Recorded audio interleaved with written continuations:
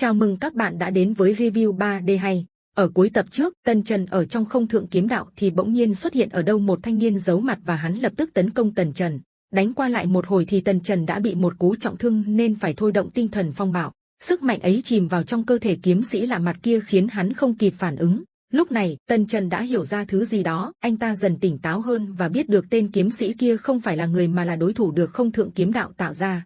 Đối phương nắm giữ tu vi giống mình, thân thể hay kiếm ý đều y hệt, nhưng vì không phải người thật nên hắn ta không bị ảnh hưởng bởi một số loại công kích. Sau khi thông suốt được điều đó, Tần Trần bắt đầu bộc phát một cỗ ý chí mãnh liệt, hắn nói, một cơ thể được mô phỏng giống hệt ta, thật thú vị, vậy thì tới đi.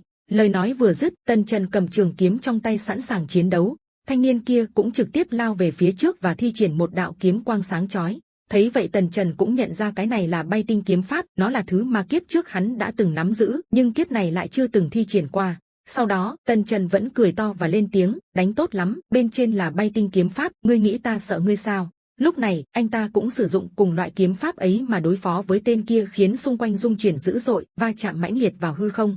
Chính vì vậy nên hai người lại phải lui lại về phía sau. Tần Trần lại phân biệt được thêm một điểm nữa, hắn nói, sức mạnh, năng lượng, tốc độ hay phòng thủ đều giống hệt ta nhưng khả năng lĩnh ngộ bay tinh kiếm pháp có một chút chênh lệch.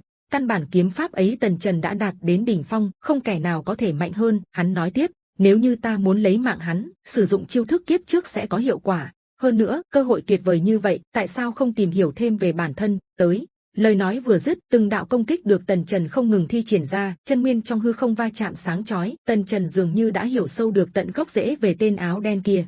Tiếp tục, Tần Trần thi triển lôi đình sấm sét phi thẳng đến tên kia, hai bên lúc này đều chiến đấu rất gay cấn. Bỗng nhiên kiếm quang lóe lên làm cả hai người đều bay phóc ra ngoài và bị thương. Nhưng Tần Trần lại cười to và lấy tay lau vết máu chảy ở miệng, thật là sảng khoái và tuyệt vời. Căn bản đây chính là một đối thủ ngang sức với hắn, từ trước đến giờ thật khó tìm.